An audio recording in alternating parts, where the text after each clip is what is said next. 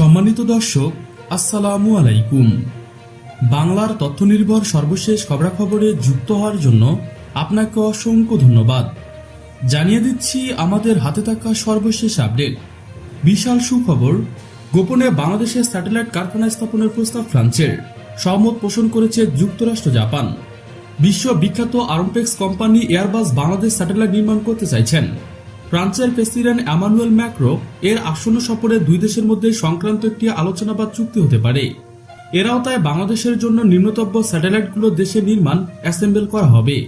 মার্কিন যুক্তরাষ্ট্রের বড় উচ্চ ক্ষমতা সম্পূর্ণ ব্যবসায়ীগণ বাংলাদেশের বিভিন্ন খাতে বিনিয়োগ করার আগ্রহ প্রকাশ করেছেন। বাংলাদেশের আরমপেক্স খাতে যুক্তরাষ্ট্রের বিখ্যাত বোয়িং, বেল টেক্সটন হেলিকপ্টার এবং জেনারেল ইলেকট্রিকের মতো কোম্পানিগুলো বিনিয়োগ ও ফ্যাসিলিটি স্থাপন করতে আগ্রহ প্রকাশ করেছেন। জাপানের নিরাপত্তা সংক্রান্ত সামরিক জোট ওসা বাংলাদেশকে অন্তর্ভুক্ত করা হয়েছে। উক্ত জোটে বাংলাদেশ জাপান থেকে সামরিক সহায়তা পাবে। একই সাথে জাপান থেকে অস্ত্র আমদানি ও প্রযুক্তি সংগ্রহের বিষয়ে দুই দেশের মধ্যে আলোচনা ইতিবাচকভাবে এগিয়েছে এবং দুই পক্ষ কাজ করে যাচ্ছেন।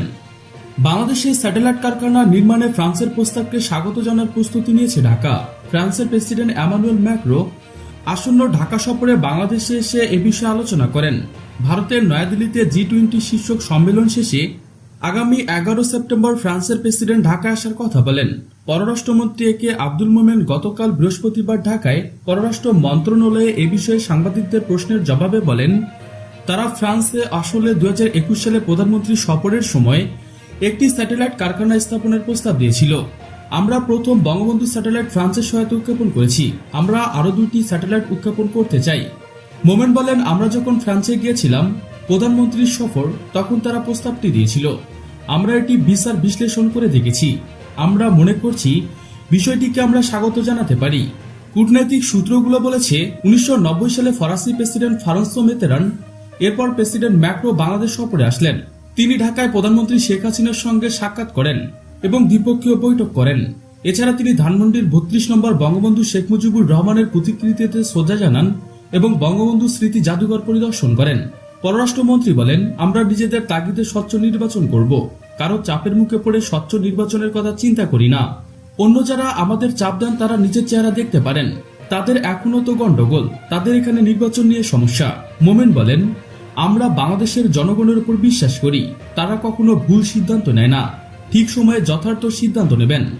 ভারতের প্রধানমন্ত্রী নরেন্দ্র মোদীর সঙ্গে নয়াদিল্লিতে প্রধানমন্ত্রী শেখ হাসিনার বৈঠকে নির্বাচন প্রসঙ্গ আসবে কিনা জানতে চাইলে পররাষ্ট্রমন্ত্রী বলেন, সরকার প্রধানের বৈঠকগুলো শেষ মুহূর্তে ঠিক হয়। দুই প্রধানমন্ত্রী অবশ্য বৈঠকের সম্ভাবনা রয়েছে। ভারতে আমরা গেলে সাক্ষাতের অবশ্য সম্ভাবনা রয়েছে এবং তারা হাসিনা মোদী দ্বিপক্ষীয় আন্তর্জাতিক ইস্যু নিয়ে আলোচনা করবেন। প্রিয় দর্শক, আজকে পর্যন্তই। শুরু থেকে শেষ পর্যন্ত চেষ্টা করছি বাংলার সামরিক অর্থনৈতিক সঠিক তথ্য উপস্থাপন করতে। আপনাদের কোনো তথ্য কিংবা পরামর্শ থেকে থাকলে তা কমেন্ট করে জানিয়ে দিতে পারেন। নিশ্চয়ই আবার দেখা হবে নতুন কোনো বিষয় নিয়ে। ততক্ষণ পর্যন্ত ভালো থাকুন, সুস্থ থাকুন। Thanks for watching my video. আল্লাহ হাফেজ।